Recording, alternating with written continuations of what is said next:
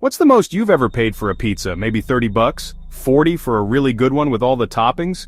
What if I told you someone once paid hundreds of millions of dollars for just 2 large pizzas? It sounds completely insane, right? But it actually happened. This isn't a story about some billionaire with a gold-flaked pizza fetish. This is the story of the very first time a digital currency was used to buy something in the real world. Those 2 pizzas would become the most expensive meal in human history.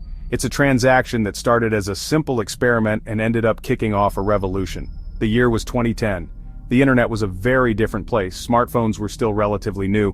The idea of digital money not backed by a bank or government felt like science fiction. It lived in the deepest corners of the internet, discussed by a small niche community cryptographers, early tech adopters. They were tinkering with a new invention, code that promised a new way to think about money. No one knew if it would work or what you could even do with it. It was just code. But one programmer decided to find out.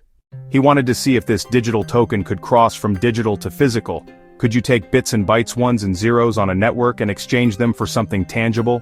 Something you could hold, or in this case, eat? He wasn't trying to get rich. He was just hungry. He'd mined a bunch of the new currency. So he made an offer. A challenge to the internet. Get me 2 pizzas, and I'll give you 10,000 of these digital coins. This simple act was more than a late-night order. It was proof of concept. An abstract idea became real. Before this, the currency had value only in theory. People traded it online but never used it to buy a good or service. This pizza transaction became the bridge. It set an initial real-world value. A small step for a programmer, a giant leap for finance. It set a precedent that echoes today when someone taps their phone to pay with crypto. What started with pizza is now a multi-trillion-dollar ecosystem. Before we get to the pizza, let's back up. What exactly is this Bitcoin we're talking about? At its core, Bitcoin is a digital currency.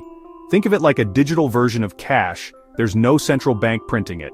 There's no government controlling it. It's decentralized.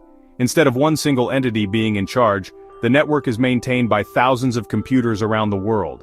These computers verify and record every transaction. It's like a public ledger that everyone can see but no one can change. This public ledger is called the blockchain. Think of it as a giant digital receipt book. Each send or receive is recorded as a block of information. Each block is chained to the previous one, creating a long, unbreakable chain of transactions. Because so many computers verify the chain, it's incredibly secure. To cheat the system, you'd have to hack thousands of computers at once. Practically impossible. This security and transparency make the system work. It builds trust without a middleman like a bank. How are new Bitcoins created? They're mined. Not digging in the ground with a pickaxe, more like solving a computational puzzle. Back in 2010, you could mine with a standard home computer. It wasn't that difficult, which is how our pizza-loving programmer got so many coins. The person at the center of this story is a programmer from Florida named Laszlo Hanyecz. In 2010, Laszlo was an early contributor to the Bitcoin project. He was one of the pioneers who saw Satoshi Nakamoto's creation had potential. He wasn't just a casual observer, he was actively involved in the community developing code helping shape the future of the software. He wrote the code to let miners use GPUs to mine Bitcoin. That change drastically sped up mining.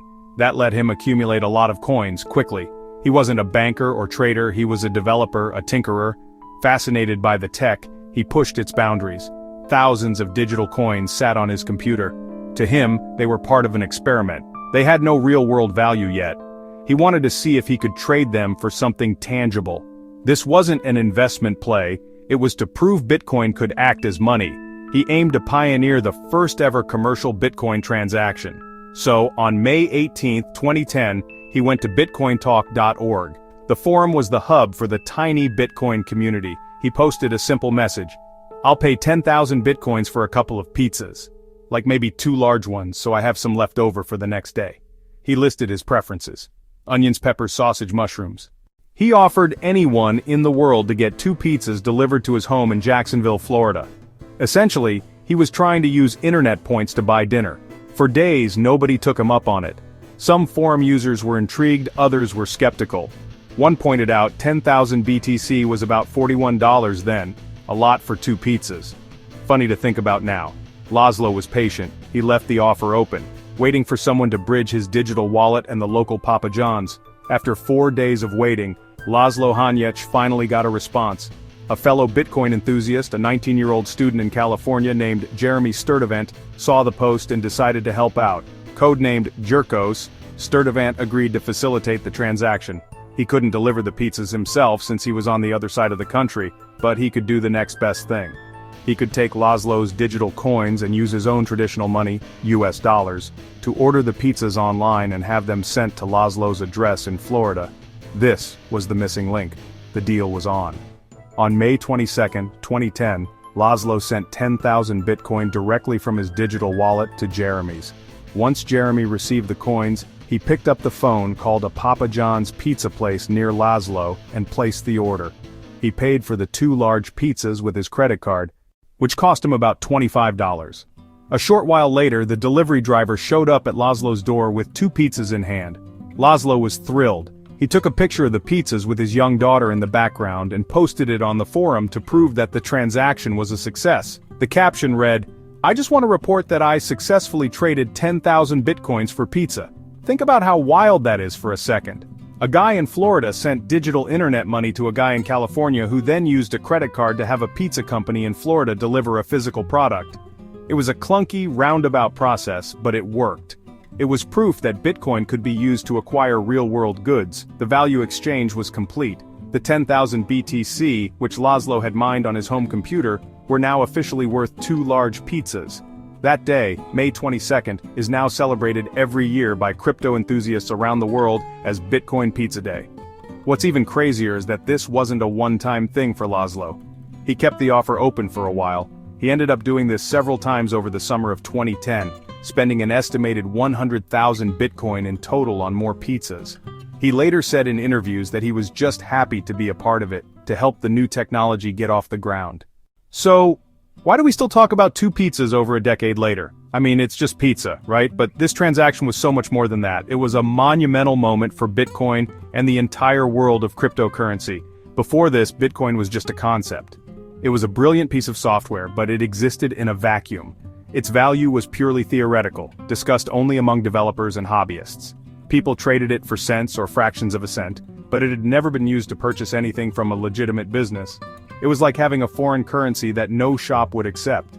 It was effectively worthless. The pizza purchase changed that overnight. On May 22, 2010, the market decided that 10,000 BTC was worth about $25, the price of 2 pizzas. This set a precedent. It demonstrated that Bitcoin could function as a medium of exchange. It wasn't just a collector's item for tech nerds anymore. It was a currency that could be used to buy things. This single transaction gave Bitcoin legitimacy. It was the spark that ignited the flame, proving that a decentralized digital currency could have real utility. It moved Bitcoin from the world of theory into the world of practice. Alright, we've talked about the history, the tech, the importance of the transaction, but let's get to the number everyone is waiting for. How much would those 10,000 Bitcoins be worth today? Brace yourself. This is where things get absolutely mind-bending.